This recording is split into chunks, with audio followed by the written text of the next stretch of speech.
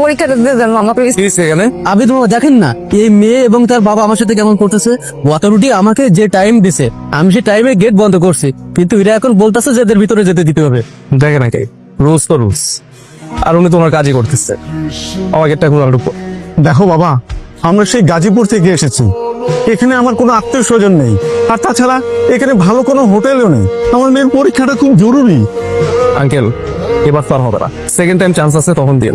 আর ভার্সিটির যে অভাব আছে রাখি, এটা ভুলবো না বাবা তুমি। ভাইয়া আমার মা নেই, আমার মায়ের অনেক স্বপ্ন ছিল আমি ইউনিভার্সিটিতে পড়বো। আমি যদি পরীক্ষাটা না দিতে পারি, এখানে চান্স না পাই, তাহলে আমার মায়ের স্বপ্ন পূরণ হবে না। আমার মায়ের আত্মা কষ্ট পাবে ভাইয়া। মামা গেটটা খুলো। মামা কি বলতেছেন আপনি? এটা খুলতে বলছি মামা, আমার কাজিনের ভিতরে দিয়ে আসবো, পরীক্ষা দিবে। এখনই তো কথা বলা শুরু করলেন, 1 সেকেন্ডের ভিতরে কাজিন হয়ে গেল। হ্যাঁ 1 সেকেন্ডে কাজে নিচ্ছে। আঙ্কেল আমি ওকে ভিতরে দিয়ে আসছি, আপনার কোনো সমস্যা নাই তো? না বাবা, আমার কোনো সমস্যা নাই। হ্যাঁ সমস্যা। খাবো, আমার হাতটা একটু দিবেন। এখন কোনো সমস্যা আছে? না এখন আর কোনো সমস্যা নেই। তো খুলো গেটটা। জীবনে কোনো ছেলে প্রথম আমার হাত ধরলো, আমি সত্যি অবাক। একটু আগে কাঁদছিলাম ভেতরে ঢুকতে পারবো না ভেবে, আর এই ছেলেটা আমার হাত ধরে নিয়ে যাচ্ছে। ক্যাম্পাসের প্রভাবশালী কেউ হবে।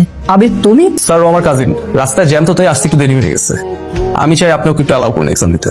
আবিদ শুধুমাত্র তোমার জন্য আমি অ্যালাউ করছি, তাছাড়া তোমার জায়গায় অন্য কেউ বলে হয়তো অ্যালাউ করতাম না। অ্যালাউ করছি তার কারণটা হচ্ছে যে তুমি কলেজ ক্যাম্পাসের টপার, আর একই সাথে ক্যাম্পাসের ছাত্র সংসদের ভিপি। আমি যতটুকু জানি যে তুমি কোনো অনৈতিক কোনো প্রস্তাব নিয়ে কখনো আসোনি। ঠিক আছে, আমি তোমার কাজিনকে অ্যালাউ করছি। তুমি দাঁড়িয়ে আছো কেন? Already 5 minute late. নাও তোমাকে ওএমএর শিট দিচ্ছি, নাও অলরেডি 5 মিনিট লেট করে ফেলেছো, যাও বসো। Thank you sir. ও আচ্ছা, উনি ভিপি তাহলে, তাই তো বলি এত দাপট।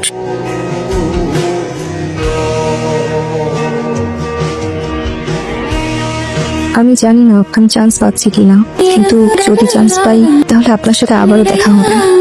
ধন্যবাদ দিব, আপনার এই উপকার আমি কখনো ভুলবো না।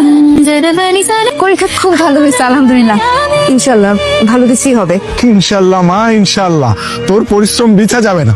আর ওই ছেলেটা যে তোকে এইভাবে বিপদে সাহায্য করলো, আল্লাহ যেটা তার ভালো করে, ওই ছেলেটার জন্যই হয়তো তোর পরিশ্রম বৃথা যাবে না মা।